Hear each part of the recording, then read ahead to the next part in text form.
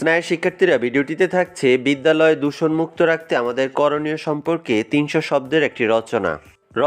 রচনার সংকেতগুলো যদি বলি: ভূমিকা, বিদ্যালয় দূষণমুক্ত রাখার প্রয়োজনীয়তা, পরিবেশ দূষণের কারণ, বিদ্যালয় দূষণমুক্ত রাখতে করণীয়, শব্দ দূষণ ও বায়ু দূষণ নিয়ন্ত্রণ, সঠিকভাবে ময়লা ফেলা এবং পুনর্ব্যবহার, পরিবেশ সচেতনতা বৃদ্ধির জন্য কর্মশালা আয়োজন, উপসংহার।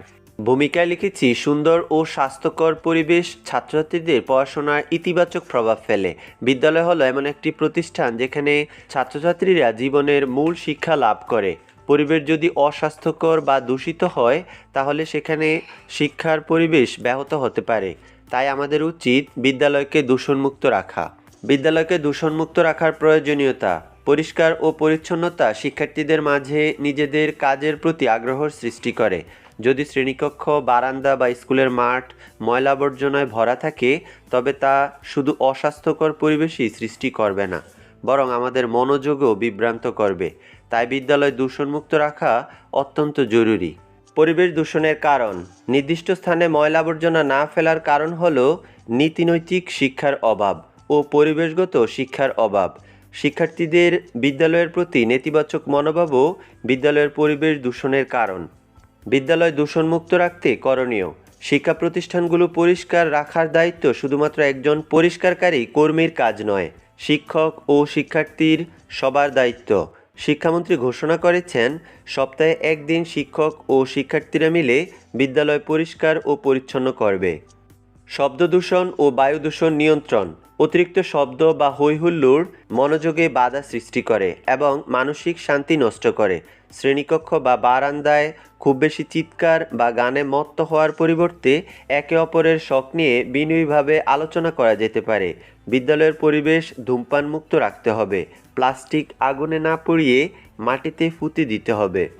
সঠিকভাবে ময়লা ফেলা এবং পুনর্ব্যবহার: আমাদের উচিত ময়লা বা আবর্জনা সঠিক স্থানে ফেলা। বিদ্যালয়ে ময়লা ফেলার জন্য ডাস্টবিন রাখতে হবে এবং আমরা যেন সেগুলো ব্যবহার করি তা নিশ্চিত করতে হবে। তাছাড়া আমাদের পুনর্ব্যবহার প্রক্রিয়া সম্পর্কে জেনে জিনিসপত্র ব্যবহার করতে হবে। পরিবেশ সচেতনতা বৃদ্ধির জন্য কর্মশালা আয়োজন: একমাত্র যখন আমরা নিজেদের পরিবেশের গুরুত্ব বুঝতে পারব, তখনই কেবল পরিবেশকে সুরক্ষিত রাখতে সচেষ্ট হব। তাই বিদ্যালয়ে পরিবেশ সচেতনতা বৃদ্ধির জন্য বিভিন্ন ধরনের কর্মশালা, সেমিনার ও আলোচনা সভার আয়োজন করা উচিত। এসব অনুষ্ঠানে শিক্ষার্থীরা পরিবেশ সম্পর্কিত নানান তথ্য জানবে এবং সেগুলোর ব্যবহারিক প্রয়োগ সম্পর্কে ধারণা পাবে। সবশেষে উপসংহারে লেখা হয়েছে, বিদ্যালয়কে দূষণমুক্ত রাখতে আমাদের একযোগে কাজ করতে হবে।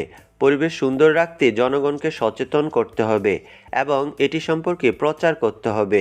বিদ্যালয়ে সাপ্তাহিক পরিষ্কার পরিচ্ছন্নতা কার্যক্রম পরিচালিত হলে সেখানে অংশগ্রহণ করতে হবে। যদি আমরা সচেতন হই, তাহলে পরিবেশ রক্ষা করা সম্ভব হবে। যে কোনো বিষয়ে অনুচ্ছেদ রচনা বা প্রবন্ধ রচনা কত শব্দের মধ্যে চাও তা অবশ্যই কমেন্ট বক্সে লিখে জানাবে। ধন্যবাদ সবাইকে। আল্লাহ হাফিজ।